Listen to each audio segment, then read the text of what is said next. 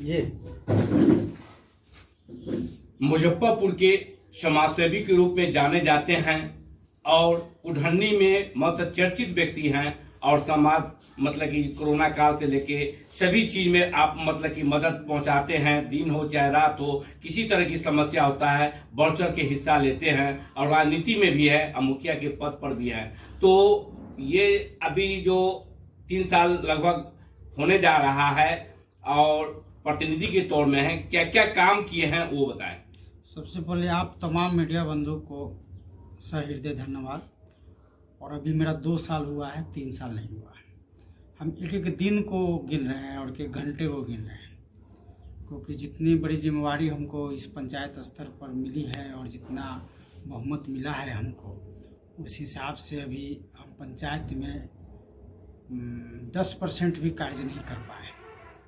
वो प्रॉब्लम कोई और रही हो, चाहे सरकारी व्यवस्था हो चाहे कहीं हो, वो व्यवस्था नहीं मिल पा रही है। लेकिन प्रयास है, आने वाला समय में हमारी पूरी प्रयास रही कि जो हमारी सोच है, जो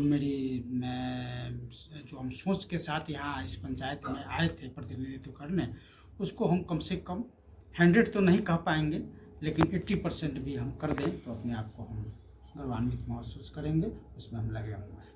अब देखा जा रहा है कि अभी 2024 का लोकसभा का चुनाव का लेके सरगर्मी तेज हो गया है और कल जो है प्रदर्शन आप लोग किए थे संग्रहालय के अंदर में और सांसद लोगों को मतलब कि निलंबित कर दिया, उसके मतलब कि केंद्र सरकार के खिलाफ मतलब धरना प्रदर्शन दिए थे, मांग किए थे कि ऐसा क्यों हुआ और सांसद को क्यों मतलब बर्खास्त किया गया, इसकी मांग आप लोग मतलब केंद्र सरकार से किए थे।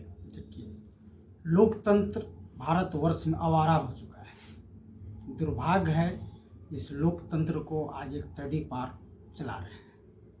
सबसे ज़्यादा वक्तत्व अगर सुनने को मिलेगा उस संसद में, तो एक गृह मंत्री के रूप में अमित शाह जी को कब सुनिएगा, उनकी भाषा को आप कभी ध्यान से सुनिएगा, लगता है कि जो बात कर रहे हैं वो लगता है कि वहाँ जितने भी बैठे हुए सांसद हैं उनके अर्दली हैं।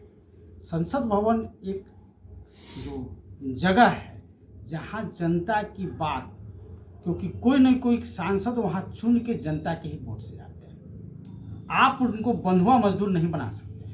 और उनकी प्रयास यही है कि कम से कम जो सवाल करे उसको हटाओ, और उसी नीति पर चल रहे हैं। अभी पूरे भारतवर्ष में कोई लोकतंत्र नहीं है, कोई संविधान नहीं है, सिर्फ एक ही है, मोदी और शाह का कानून चल रहा है। उसी के दिशा निर्देश पर यह पूरी देश चल रही है। वो जो दोनों आदेश करेंगे उसी के हिसाब से यह पूरा देश चलेगा और यह बहुत ही विनाशकारी समय आपके लिए आने जा रहा है। अगर इस बात को अगर जनता नहीं समझेगी तो आने वाले समय में इस भारतवर्ष को विनाश होने से कोई शक्ति नहीं रोक सकता। आप भूमियार समाज से आते हैं और आरजेडी से जुड़े हुए हैं और बढ़ चढ़ के मतलब कि कार्यक्रम में हिस्सा लेते हैं, भाग लेते हैं। और रही बात कि आपके जाति के सब लोग टोटल बीजेपी में हैं, आप आरजेडी में कैसे आए हैं? सबसे पहले ये तो गॉड गिफ्ट है, ऊपर वाले के आशीर्वाद से। और जब हमारे हिसाब से अगर आप पूछिएगा इसका सवाल का सही जवाब, तो हम तो मानव जाति से हैं।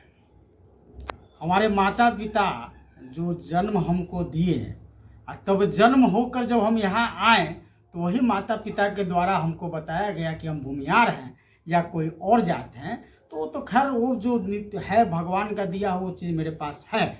लेकिन जब हम वही माता के पिता के द्वारा जो शिक्षा प्रदान करते हैं, जब शिक्षा को ग्रहण करते हैं, तब समझ में आता है कि इस देश में न जाति या न धर्म है।